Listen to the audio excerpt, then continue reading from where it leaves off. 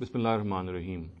Regarding the concept of God, a grave misconception which is found in the minds of many people is that we cannot directly call upon God, we cannot directly pray to God, we cannot directly supplicate to God, and we need a mediator between ourselves and God. There has to be a middle person, and that middle person is a person who is very righteous, who is very pious. He could be a prophet of God, he could be a very pious person. So if we have to reach to God, if we have to go to God, if we have to call upon God, we must call through that particular person who is very pious, and through him should we make all our supplications.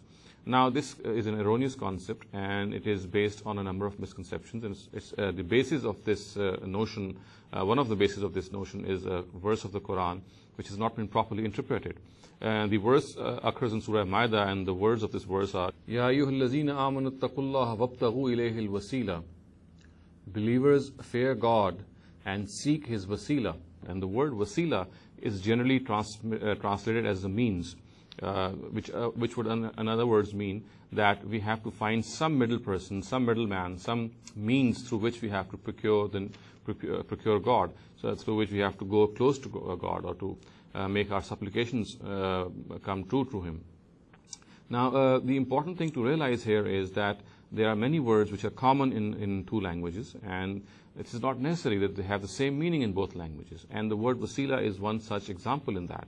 The word wasila in Urdu translates as a means, someone or something who is a middleman or a middle person.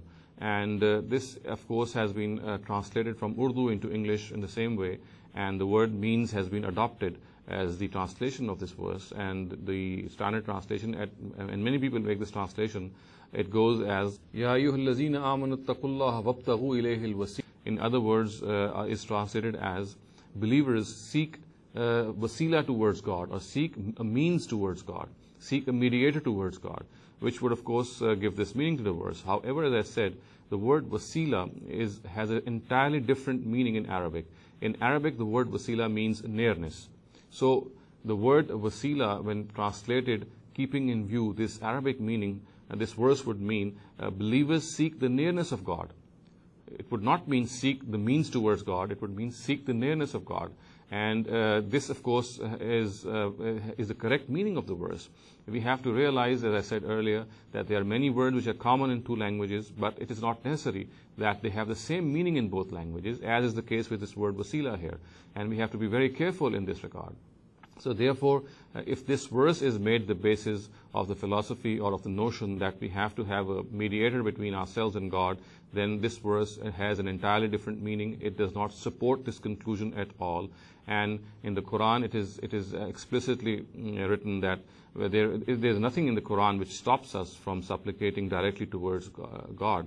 And there's no verse in the Quran which tells us that we have to go through a mediator towards God. This is an entirely alien concept in Islam, and the Quran in no way supports this concept. We can ask directly to God. In fact, asking Him and supplicating before Him is something which is very required and very necessary. If we are in a certain state of need, then of course we have to pray to God.